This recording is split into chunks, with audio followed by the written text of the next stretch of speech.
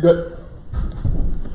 Good evening, sports fans. Welcome in to Coach's Corner East. I am your host, Mike Sparks, and we are at the Galleon Pizza Hut on this last September of 2022 as we move into October next week, and that's when fall sports some are coming to a close, some are in full swing. So we will be talking about that here coming up in just a moment. Show is brought to you in part by Lee Plymel and Brad Seibert at the Plymel Insurance Group, Galleon and Bucyrus, North Central State College, Mansfield, and the Crawford Success Center, North Walnut Street, across from the courthouse in Bucyrus. Phil and Sue Schreck at Phil's Deli, just east of the Pizza Hut, at the bridge in Galleon, and John Rolls at John's Auto Repair Specialist, 800 Scott Street in Crestline. A little later on tonight, it's going to be the girls' golf program from Crestline.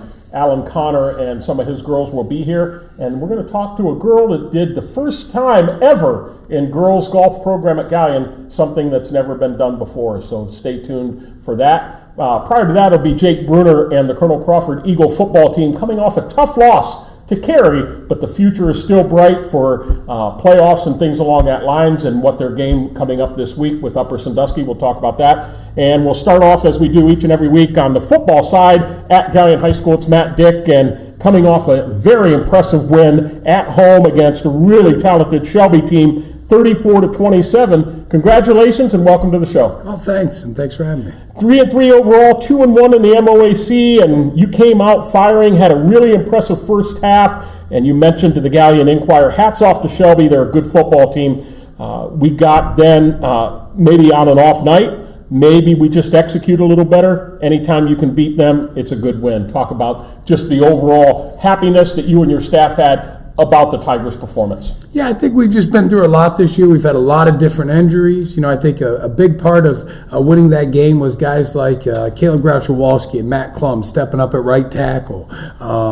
Houston Frank on the defensive side of the ball, filling in at linebacker. These are guys that are getting rid of their first big opportunity on Friday nights, and they played great. And I think that when you can just plug and play and the next guy steps up, that says a lot of the culture and the team we have and all the things we've just been battling through. It was nice to see a night where we really played clean, especially early on offensively. We ran the ball well, whether it be inside or outside. And when you're having, big chunk plays like 5 or 10 yards a pop, it's easy to call an offense. And we hit on some screen plays and some big moments on third down early on that really helped us steal momentum. And then defensively, we took Ramsey away. And I think if you do that, their offense slows down a lot. Made their quarterback throw outside of the pocket with someone in his face. And I think that made it really hard on them. And we did some really good things early on to slow that offense down. By the end of the game, their offense got going, but I think all good offenses in high school can really get going. And they're a good football team, but we played well and we deserved the win. And anytime you beat Shelby, if you're from Galleon, that's a big deal. And I think if you're from Shelby, it goes the other way. Yeah. It doesn't matter who we want to be our rivalries or who kids think. The old-timers in this town, it's a big deal to beat Shelby, and it's fun to do it. Well, it's a storied program, as is Galleon, and that goes back to the old NOL days and proximity. It's relatively close, so that makes sense. What did you do defensively to scheme up to take Ramsey away? I think it's just different formations. We have different kids doubling him, and I think that, from a quarterback's perspective, pre-snap, you look, let's go the other way. And I think sometimes they force it to him, but you got two guys there, and if it's 2-on-1, that gives us a chance. He's a special player, and if I had him and they were 2-on-1, I'd throw him the ball anyway. So I get that mindset. We're going to run Gabe Ivey regardless of how many guys you stack in the box. You can guard nobody. We're still going to run the ball at some points in the game. And I think when you do that defensively, it makes it hard. And I think we made it hard on them, and we made them hard enough. And when our offense is executing, you start getting 2 or 3 scores ahead, it changes the game plan, and we did a good job with that. Landon Campbell opened the scoring by recovering a fumble in the whip-it end zone. Shelby answered. Braden DeVito connected with Isaiah Ramsey, as we mentioned before, 59-yard pitch and catch. And then after a Prosser to Campbell 15-yard pitch and catch, the Tigers popped the ensuing kickoff, and Gabe Ivey punched in another touchdown from 1 yard out. Was that designed to pop that up, or did the kicker just miss kick it? No, we're kicking the ball all different places. It's something we switched to about week 1 or 2, I think, somewhere in there. We decided that we're going to do something a little different. Alan Carver's done a great job of doing all different types of kicks, and sometimes he puts it right where we want it. Sometimes, it looks more like an onside. That's probably not what we're trying to do. But he's done a great job of kicking. I mean, I'll bet you if he's kicked it 10 times, 8 of them have gone where we wanted, and that's a huge momentum play, and he's been very impactful lately.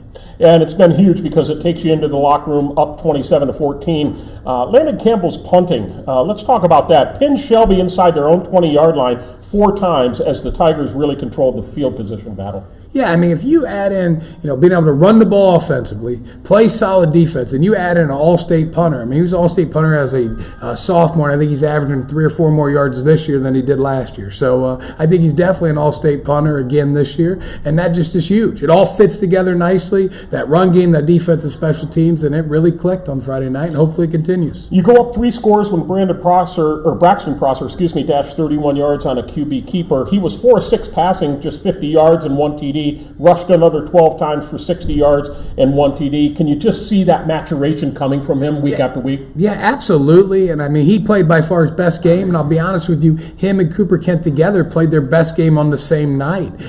Cooper came in and threw some nice balls, had a huge touchdown pass to Elijah Chafin. And just the idea that we could sprinkle them both in together, we're going to run the ball. It's going to be Braxton and Gabe Ivey in the backfield. They're both really dynamic runners. We're going to do that a lot. But when we sprinkle in that Cooper Kent part of our offense, it really makes us more explosive, and it's hard when we come in and miss a couple throws or we don't execute or maybe we false start. We had a lot of that stuff come on when we switched quarterbacks early on in the year, but on Friday it just all clicked, and hopefully we can continue to add some wrinkles. We've been working on some, and hopefully this Friday we'll execute. You mentioned Gabe Ivey, another outstanding evening, 20 carries, 189 yards, 2 touchdowns. Elijah Chafin, 2 receptions, 47 yards. Landon Campbell, 3 receptions, 42 yards and a touchdown. You had 300 yards on the ground, 89 through the air, and not surprising, Shelby only 37 on the ground, 445 through the air. And even double teaming a guy like Ramsey, they still are going to throw because that's what they do. That's their personality.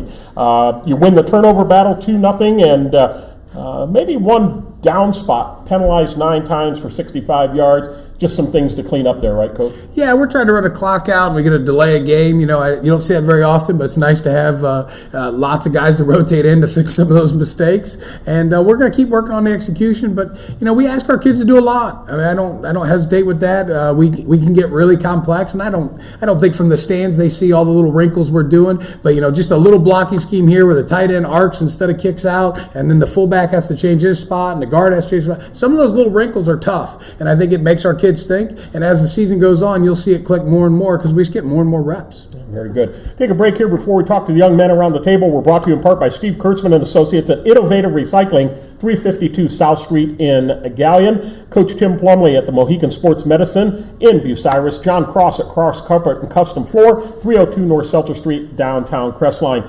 First up, we have Alan Anderson, a sophomore. Position on the team this year, Alan? I play defensive tackle and guard. Okay. And do you prefer defense better or you prefer offense better? I prefer defense. Defense, okay. You like laying the licks a little bit better? Yeah. Okay. Are you playing any varsity time or JV pretty much right now? No, just JV for right now. You play an important role, as anybody does on the scout team, because you got to get your guys that are playing Friday night ready with the look of the opponent team, all right? Is that hard week after week saying, well, this week we're Shelby, and then this week coming up we're going to be Ontario, and next week we're going to be Highland, or whatever it is? Is that hard switching what you have to do week after week after week? Football's just a hard sport, but we have a lot of good team leaders on our team that make sure that even if we don't know what we're doing because we're switching schemes so much, they put us in the right positions. Yeah. How are you personally doing at the JV level, do you think, this year? I think I'm playing all right, not playing my best that I ever have, but there's definitely a lot of room for improvement.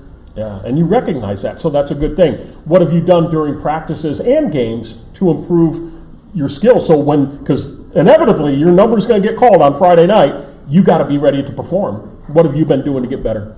I've been really trying to focus on how high my pads are. I need to lower my pad levels, and how narrow I get a really wide stance on defense. I need to narrow in my stance a lot. All right, very good. Continued success. Good luck to you. Enjoy this week. Big rival game with Ontario. Enjoy. Yes, sir. You bet. Austin Mendiola is here, and you are a freshman, Austin, right? Yeah. And you and your brother, who's next to you, I understand, are doing another important role for the team, maybe not on the field, but you're the eye in the sky. Talk about what you're doing for the team this year. Well, so during like games, we have like an Enzo camera, so we have to like set that up really high, and we have to get the film for the team. But if it's bad, they're not going to really improve that much. So we have to like You have to get good shots. we have to get good shots. Yeah, so this kind of hits home with me. Back in the 70s, my dad was the film guy on old Super 8 film that he cranked the camera in between every play. It's not like that at all. This is high-tech stuff. What kind of equipment are you using to film this game? We're using like regular cameras, and we put them on these stands, like these tripods, for like wide view. And we have to like unscrew it and then like pull the legs out and then like put it to like a certain height, so we have like a good view of the whole field. So do your coaches tell you, this is where I want this camera, this is where I want this one? Are they kind of describing, or you just know ahead of time, I have to put them here? Yeah, they told us where to put them, so we pretty much know before the games. Yeah. What have you enjoyed most about this? I mean, what's been fun about it? Winning, like when I'm watching Yeah. the score. Yeah, absolutely. And are you on the sideline during it, or are you up in the press box during it? I'm up in the press box. Press box, good, very good. You play an important role. You did a great job. Thanks for sharing that with us. That's really good stuff. I want to talk to your brother here, Nathan Mendiola, a little bit. You're a sophomore, and thanks for coming. And yeah, this is such a cool thing. How did you get into this, that you wanted to do this and help out? Well, actually, Roston, Coach Roston. Yeah. He just talked to me. He's like, "You want community service hours?" That's a good way. Yeah. Yeah, I got all my hours pretty easily. Yeah. Now, are you doing beyond games? Are you doing practices as well? Yeah, we film every practice, Monday, Tuesday, Wednesday. We don't do Thursday because that's just walk through practice. Walk through. And then we film Friday night every game. Okay. Even away games, we got to go on the bus. And that's a good thing. Has it made you feel closer to the guys, being part of that team and being part of the program? I get to interact with them every day. Good. Do any guys ever come up and you say, "Hey, get my good side today. I'm having a little trouble on the left side. Get my right side." Yeah, usually at practice. That's fantastic. Do you criticize your own work? I mean, do you get a chance to look at it and say, man, I wish I would have got that shot? Or Well, we don't really get to watch the film. I mean, sometimes like I'll see some of the players watching it, but it's mostly I can see it when I'm doing it, and usually not everything goes good. Yeah. We have a lot of technical issues. But this is the way things are going. I mean, you look at NFL games and there's cameras everywhere. I mean, if you're on the sideline, you're picking your nose, you're going to get on camera. So it's a very important part of what this team's success is, because they have to know what did we do well, what didn't we do well. So congratulations for being a part of that, both of you. I think that's really, really cool. Thanks for coming out tonight. I appreciate it. And finally, Evan Click is a sophomore. Positions on the team, Evan? I'm the center. You're the center, so you're snapping the ball. Mostly JV, are you getting any varsity time at all? No, I'm getting no varsity time. I'm on JV. JV, okay. How is your JV season going? Have you gotten better from where you were as a freshman to where you are now? I've improved, but I just got to work on like my speed after my snaps and all that. Yeah, it's an important job. It's a tough job. You have to get the snap back, and then you got guys coming at you. And if you have a guy coming each side of your A gap there, you have to know, okay, well, which one am I going to get? Where's the blitzer coming from? All that kind of stuff. That's a lot of things to consider. Has your mind really kind of caught up to the speed and able to adjust to it? I mean, yeah, for the most part, but every now and then, like, I just got to make sure I know who's blitzing and like which gap I got to get. Yep. Yeah. Do you play any defense? I do not. Okay, so you're just on one side of the ball. Okay. And a few more games at the JV level left. Hopefully you can get in some Friday night games and contribute there and get ready, because your time's going to be coming up in the near future. Well, good luck. Thanks for coming out. You did a great job. I appreciate it. Coming back to Coach here in just a minute. We're brought to you in part by Terry Gribble Associates at your Gallion Community Center YMCA. Dr. Erica Schieber at Bucyrus Veterinary Service, 222 West Mary Street, Bucyrus. Rod Steiger and Associates at Pizza Hut in Gallion, Bucyrus. Host of our show since 1992. As well as Luann Krebs at River's Edge Embroidery. Screen printing signs, the official phone board t-shirt provider. Route 309 across from the Marion Depot. Week 7 coming up, and you have Ontario coming to your place. Aaron Eckert, former coach at Bucyrus, now at Ontario. And I guess, rightfully so, Ontario's a little bit of a Jekyll and Hyde team. That's the way I look at them. They start the year off 3-0, beat a good Norwalk St. Paul team in week 2, beat a Lexington team week 1. And after those 3 non-league games, they haven't won a game in the conference yet. They've gone 0-3, so they sit at 3-3 overall, 0-3 in the MOAC. They lose to Clear Fork last week, 48-28. They're giving up, or they're averaging about 27.2 points a game, giving up 28.8 points a game. Coach Eckert's got a nice quarterback back there, probably wants to spread it around a little bit. What have you seen on film that you got to get ready for the Warriors, who is, and I've talked to a lot of Gallion kids over the years, they always mention Ontario as a big rivalry for them.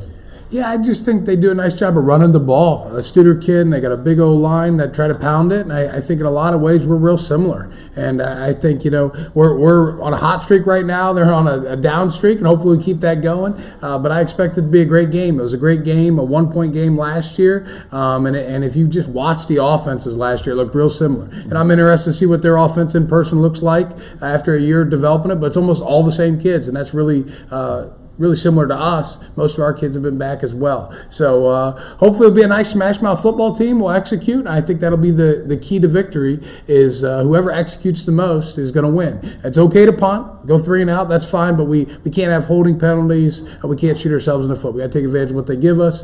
And I think there's a chance to have a lot of success. But it's the MOAC. It's going to be a tough game. There's no bye weeks, and I'm sure Coach Eckert will have them up. And I don't even know who they lost to in MOAC, to be honest with you. I'm just trying to go 1-0. Mm-hmm. But the truth is, they beat some good teams and lost some good teams. And we'll see how it looks like on Friday night. After a big win over Shelby, do you fear let down after this week or going into this week? Is that a concern of yours? Last week we had such a hard time of just getting over losing to Clear Fork. It was a tough loss. We didn't play well. We were upset. And this week, I let them live it up on Saturday morning. I said, hey, enjoy it. Enjoy the weekend. People are going to come out of the woodwork to tell how good you are. And they do. They come out of the woodwork and tell me how good we did as coaching staff. And that's all nice, but it means nothing. It really doesn't. And they didn't believe we were going to win last Friday. Okay, it's about us and what we're doing. And our goal is to go 1-0 at the end of every week. Every week. Doesn't matter what happens. We're going to grow from it. We're going to watch film and go 1-0. And that message was really, really clear on Monday. And our kids had a great week of practice. And we got a little healthier, hopefully. And hopefully we'll have a perfect Thursday. And then we'll go out and execute on Friday, and it'll be fun. Very good. Well, good luck to all of you. The players, the eyes in the sky, continue to do your important role. Thanks so much for coming out. Best of luck. We'll talk about that show next week on the show, and as we head into week 8. Thanks so much. Thank you. Take a break. It's Colonel Crawford football coming up right after this timeout.